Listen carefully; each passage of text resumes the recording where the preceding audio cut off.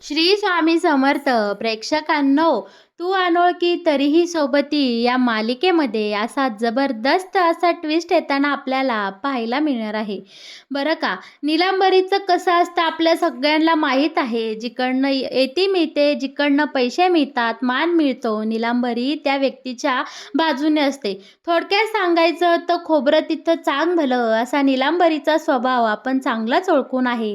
आणि अगदी मालिकेमध्ये असंच घडणार आहे. ही राजसी आपल्या अर्पिताची इकडे लायकी काढत असते. अर्पिताची इज्जत काढणाऱ्या शिवाय घरामध्ये अर्पिता येऊन निलांबरीच्या घरामध्ये येऊन अर्पिताची इज्जत काढणाऱ्या राजसीची आता इकडे निलांबरी कशा प्रकारे वाट लावणार, शिवाय माझ्या सुमिनेला बोलायची तुझी हिंमत कशी झाली असे डेंजर बोल सुनावत इकडे निलांबरीने समीर अर्पिताचं मन जिंकलेलं आपण इकडे पाहणार आहोत. निलांबरीमध्ये झालेला हा बदल किती दिवस टिकणार हे माहीत नाही, पण हे सगळं मालिकेमध्ये खूप सुंदर पद्धतीने दाखवलं जाणार आहे.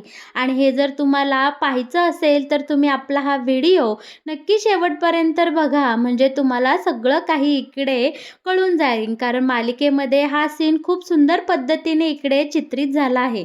तर प्रेक्षकांनो, आता इकडे निलांबरी खूप तकतक करत असते. एकतर मिक्सर बिघडलेला असतो आणि बऱ्याच गोष्टींचं तिला खूप टेन्शन आलेलं असतं. नेहमीप्रमाणे ते इकडे बाबांना दोष देत असते की तुमच्यामुळं झालं आहे, तुमच्या नशिबाशी माझं नशीब जोडलं गेलं, त्यामुळे माझ्या नशिबी फक्त अंधार आला आहे. आयुष्यभराचे टोमणे निलांबरी इकडे समीरच्या बाबांना देत असते. त्याच वेळी आपला श्रीयू मध्ये रामकृष्ण हरी रामकृष्ण हरी म्हणत निलांबरीचा रागाचा पारा वाढवताना आपल्याला इथे पाहायला मिळणार आहे. आणि ते सगळं आता निपटण्यासाठी मुद्दामून इकडे रेणुका श्रीयूला माराय जाते. त्याच वेळी अर्पिता अडवते आणि श्रीयूला छान शब्दामध्ये सगळं काही समजावून सांगते. मोठी माणसं बोलत असताना बाळा असं मध्ये मध्ये बोलायचं नाही. आणि इकडे लगेच आपला श्रीयूने मामीचं ऐकल्यामुळे इकडे निलांबरी आता टोमणा मारत असते की आई कोण आणि हे पोरगं ऐकते कोणाचं, असं बरंच काही. यावर सगळ्यावर आता समीर बोलतो की ठीक आहे ना, आपण ज्या कामासाठी आलो अर्पिता मॅडम ते करा बरं. या सगळ्या गोष्टी आपल्या घरात नेहमीच होत राहतात. आणि आपली अर्पिता आता मोठेपणा घेत सासूच्या हातात घर खर्चासाठी पैसे देते आणि बोलते की आई, हे आपल्या महिनाभराच्या घर खर्चाचे पैसे आहे, हे तुम्ही घ्या आणि सगळं काही आपलं घर बघा. निलांबरी मात्र हा पैसा घ्यायला नकार देते, कारण ती बोलते की परत तुझा नवरा येईल आणि बोलल की समीरपिता किचनची मालकीन माझी अर्पिता मॅडम आहे, या पैशावर फक्त अर्पिता मॅडमचा अधिकार आहे, हा पैसा वापरण्याची कोणालाही गरज नाही किंवा कोणालाही अधिकार नाही. आता इकडे निलांबरीने चांगला समीरचा पाणउतारा केलेला असतो आणि त्याला जबरदस्त असा टोमणा इकडे मारलेला आपल्याला पाहायला मिळणार आहे. पण इकडे अर्पिता गोड गोड बोलून बरोबर सासूची समजूत घालते की हेच पैसे जर तुमच्या लेकाने दिले असते तर लेक जवळचा आणि सून दोडकी बरं का, असं बरंच काही बोलत असते. सून म्हणजे काय, पिंपळावरची साल कितीही गोड राहिली तरी तिला काही मानच नाही, असं इकडे निलांबरीचा मधून अधून हात धरत अर्पिता निलांबरीची गोडगोड बोलत समजूत काढत असते. निलांबरी काही इकडे अर्पिताला वटत नाही, आवरत नाही. तेव्हा आता इकडे अर्पिता बोलते की आहो, तुम्हीच काय ते बघा बाबा, तुमच्या आईच्या हातात तुम्हीच घर खर्चासाठी पैसे द्या तरच त्या घेतील, सून काय जवळची असती का, असं निलांबरीला टोमणा मारत अर्पिता आता समीरच्या हातात सगळे पैसे देते. समीर निलांबरीच्या हातात पैसे सोपवतो आणि बोलतो की आई, ही घराची जबाबदारी आहे. आजवर मी नेहमीच घर खर्चासाठी घरातल्यांचे सगळे पैसे तुझ्या हातात आणून दिले, त्याचप्रमाणे आजही हे घर खर्चाचे पैसे आहे आणि हे पैसे कसे वापरायचे, कुठं वापरायचे, किती वापरायचे, हा सगळा अधिकार तुझा आहे. तुला याबद्दल कोणीही काहीही विचारणार नाही. इतका मोठेपणा निलांबरीला दिल्यावर निलांबरी इकडे लगेच साखरेसारखी विरघळलेली आपल्याला पाहायला मिळणार आहे. आणि त्याच वेळी आता इकडे छानपैकी आनंदाची बातमी घेऊन आपला सलील आलेला असतो. पण रेणुकाला मात्र घरच्यांचं सुख पावत नाही. ती लगेच इकडे बोलते की फक्त आईच्या हातात घर खर्चासाठी पैसे दिले म्हणून होत नाही. अर्पिता, सासूला मानही द्यायचा असतो आणि तो कधी दिलाय का? तू माझ्या आईचा कायमच पाणउतारा करत आली आहे आणि आणि पैसे देऊन काय तू माझ्या आईला खरेदी कराय पाहतेस का काय?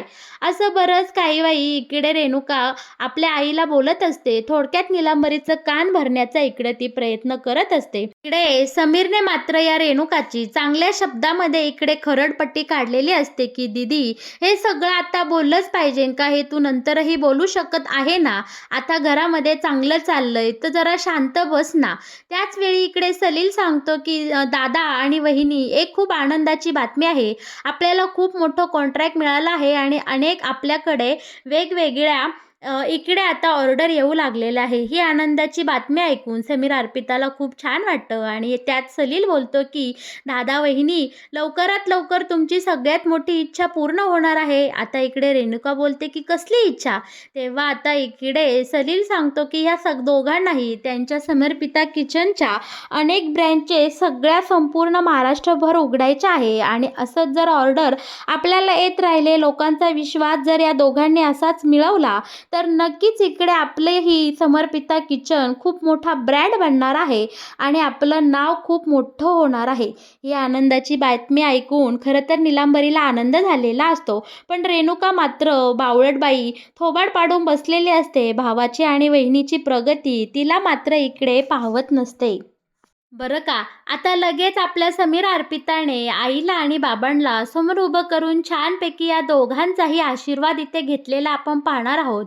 आणि खरोखरच बाबा तर अर्पिताला मनोभावे आशीर्वाद देतातच, पण निलांबरीने इकडे समीर आणि आपल्या अर्पिताला खूप छान यशस्वी भव असा आशीर्वाद इकडे दिलेला असतो विठुरायाच्या कृपेने. आता या सगळ्यांच्या घरामध्ये म्हणजे निलांबरीच्या या सुंदर घरामध्ये फक्त आनंद ही आनंद घडे असं वातावरण इकडे सुरू झालेलं असतं. निलांबरीने आपल्या लेकाला आणि सुनेला मनोभावे आशीर्वाद देऊन तिने आता मागचं सगळं काही मागं टाकायचं आणि आला दिवस छान घालवायचा असा विचार केलेला असतो. पण हे सुख मात्र रेणुकाला पाहवत नसतं. हिने लगेच खोट्यागत तिकडे त्या राजश्रीला फोन करून ही बातमी, ही टीप पोहोचवलेली असते, की माझे दादा वहिनी म्हणजे समीर अर्पिता त्यांच्या या समीरपिता किचनच्या अनेक ब्रँचेस महाराष्ट्रभर उघडणार आहे. "अगं, तुझं नक्की काय चाललंय? तू काही प्लॅन बी वगैरे तयार केला आहे का नाही?" ही टीप आता इकडे राजश्रीपर्यंत पोहोचल्यानंतर ती तिकडे लगेच विराजला ही गोष्ट सांगते आणि बघते, की पाहिलंच ना, ह्यांची हिंमत केवढी दिवसेंदिवस वाढत चालली आहे. आता ह्यांना वेगवेगळ्या ऑर्डरही यायला लागल्या आहेत आणि लगेच समर्पिता किचनचं स्वप्न मोठं करायचं, त्याच्या वेगवेगळ्या ठिकाणी ब्रँचेस उघडायच्या हे स्वप्न ती पाहू लागली आहे. आता इकडे रेणुकाचा फोन लगेच आपली ही राजश्री कट करते आणि या दोघांचंही कारस्थान आता इकडे सुरू होतं. विराज बोलतो, की "हे कधीही शक्य होणार नाही. तू जायचं." आणि लगेच ह्यांनी नवीन प्लॅन इकडे बनवलेला असतो, जसं की या समर्पिता किचनवर आता काही ना काही विघ्न आणायची आणि त्यांच्या किचनची चव बिघडवायची असा इकडे विराजचा खूप मोठा डाव असतो. पण तिकडे मात्र निलांबरीच्या घरात सगळं काही सुपलमंगळ चालू असतं. अर्पिता आणि समीर मार्केटमध्ये बऱ्याचशा गोष्टी आणण्यासाठी गेलेले असतात. आणि इकडे आता आपली निलांबरी स्वयंपाकाच्या तयारीला लागलेली असते आणि तिकडे रेणुकालाही थोडंफार कामामध्ये गुंतवलेलं असतं. रेणुका मात्र इकडे निलांबरीला टोमणे मारत असते, की "सुनेने जरा काही पैसे हातात दिले, तू लगेच सगळं विसरली का? ती गेली उंडरायला. खरी कामं तर तिनेही केली पाहिजे. आपण का स्वयंपाक बनवतोय?" तर निलांबरी इकडे शाण्यागत बोलते, की "अगं, ती दोघं जण त्यांच्या खूप मोठ्या ऑर्डरचं सामान आणायला गेले आहे ना. इतर वेळेस तू नुसता फोनच बघत असते. मग कधीतरी मला कामामध्ये हात लावला तर काय बिघडलं?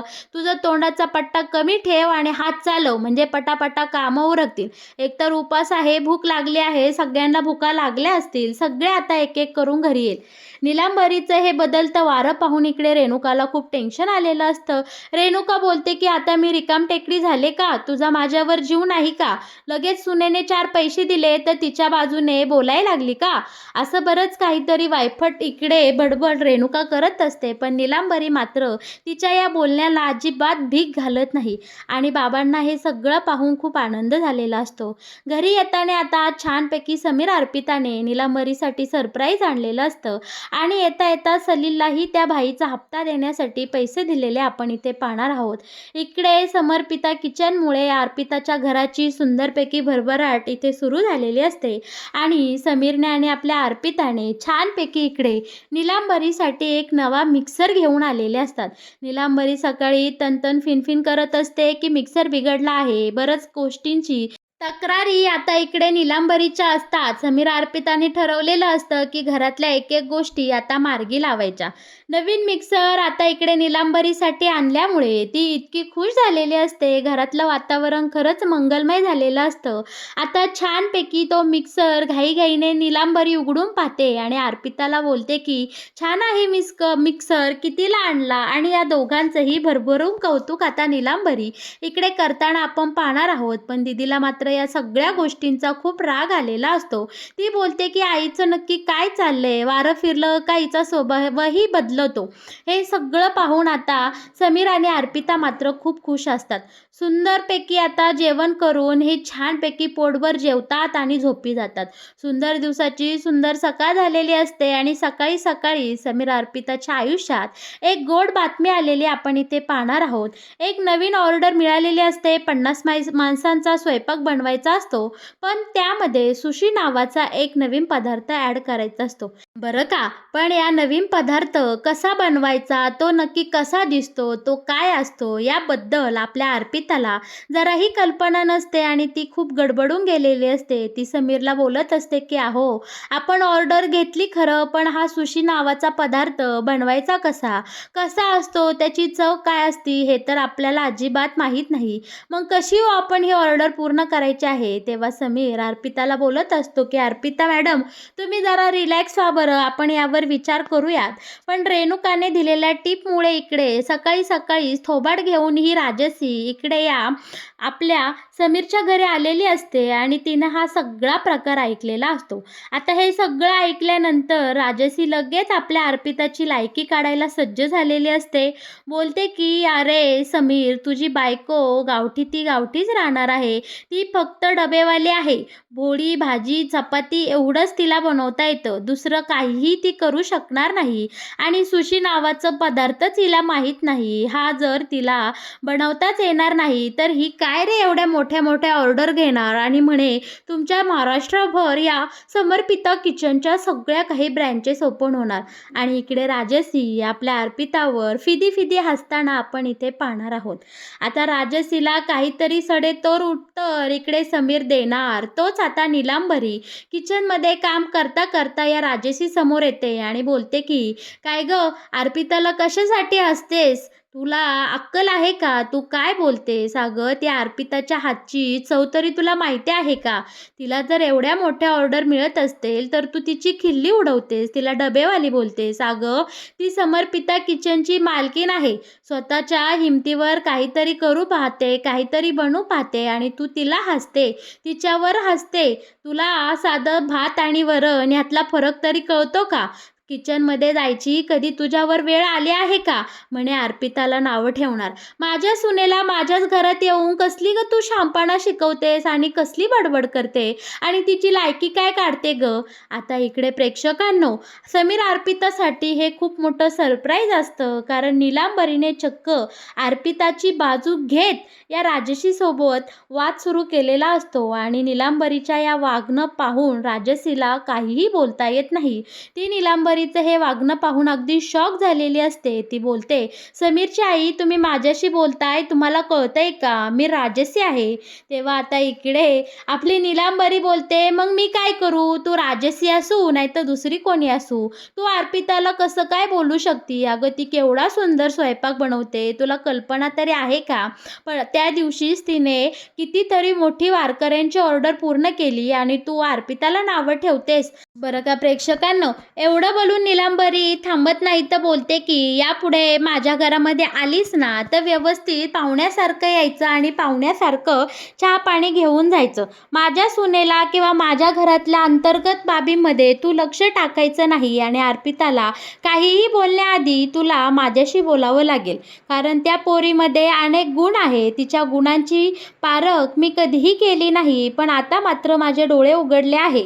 त्यामुळे राजसी, तू पुन्हा आमच्या घरी नाही आली तरी चालेल, कारण असंही तुझं इथं कोणी सक्कं नाही आहे, बरोबर ना? नीलांबरीचं हे शब्द ऐकून मात्र राजसीचा जबरदस्त अपमान इथं झालेला असतो आणि सुशीवरून चिडवणाऱ्या या राजसीला सडेतोड उत्तर इकडे आपल्या नीलांबरीने दिलेलं असतं आणि नीलांबरीने राजसीची चांगलीच नांगी ठेचलेली आपण इथे पाहणार आहोत. आणि समीर अर्पितावर आता नीलांबरीने दाखवलेला हा विश्वास पाहून या दोघांनाही खूप छान वाटत असतं. अर्पिताचे डोळे अगदी भरून आलेले असतात. सासूने तिच्यावर दाखवलेला हा विश्वास आपल्या अर्पिताला आता सार्थ करून दाखवायचा असतो आणि समीरच्या मदतीने आपल्या अर्पिता ही ऑर्डर घेते. हा सुशी नावाचा नवीन पदार्थ खूप सुंदर पद्धतीने ती शिकून घेते आणि बनवते सुद्धा. शिवाय नीलांबरीच्या आशीर्वादाने, नीलांबरीच्या साथीने आपली समीर अर्पिता ही नवीन आलेली ऑर्डर कशा पद्धतीने पूर्ण करणार आणि या राजसीला तोंडावर पाहणार, हे सगळं सगळं पाहायला प्रेक्षकांनो आपल्याला खूप मज्जा येणार आहे. मालिकेच्या येणाऱ्या काही भागांमध्ये हे सगळं सगळं आपल्याला पाहायला मिळणार आहे. तर प्रेक्षकांनो, कसं वाटलं तुम्हाला नीलांबरीचं हे बदलतं वारं? जर तुम्हाला अनोळखी या मालिकेमध्ये येणारा हा नवीन ट्विस्ट आवडला असेल तर तुम्ही आपल्या या चॅनलला नक्की सबस्क्राईब करा आणि हो, आपल्या व्हिडिओला लाईक केल्याशिवाय अजिबात कुठे जाऊ नका. या मालिकेचे असेच नवनवीन अपडेट आपल्या चॅनलवर सगळ्यात आधी तुम्हाला पाहायला मिळतील. धन्यवाद.